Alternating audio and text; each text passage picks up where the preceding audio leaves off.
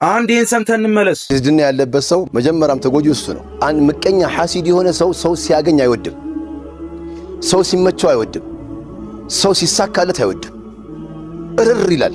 የሰው ልጅ ደግሞ በዱንያ ዓለም ላይ ሲኖር አንድ ቀን ያገኛል፣ አንድ ቀን ያጣል።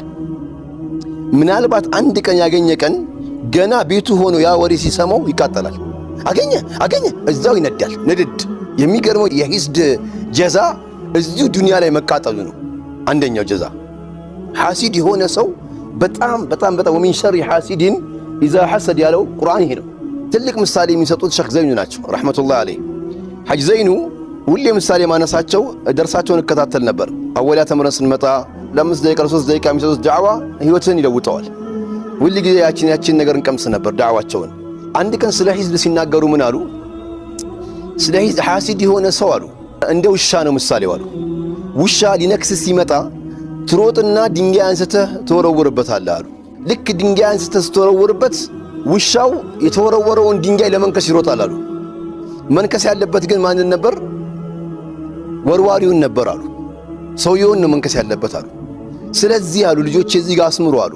አላህ ለፈለገው ልጅ ይሰጠዋል፣ ሚስት ይሰጠዋል፣ ገንዘብ ይሰጠዋል፣ ፋብሪካ ይሰጠዋል፣ መሬት ይሰጠዋል፣ መኪና ይሰጠዋል፣ ርዝቅ ይሰጠዋል፣ ድምፅ ይሰጠዋል፣ ዒልም ይሰጠዋል።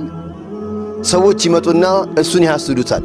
ወይ በዒልሙ ወይ በልጁ ወይ በስራ ሲሳካለት እሱን መጥተው ያሐስዳሉ። መንገር ያለባቸው ለማን ነው? ለላይ ለወርዋሪው አካል ነው። ወርዋሪው አላህ ለሱ አይደለም መወርወር የሚገባ ብለው እሱን መናገር ሲገባቸው ወደ ተወረወረለት ነገር ሄደው ይነክሳሉ።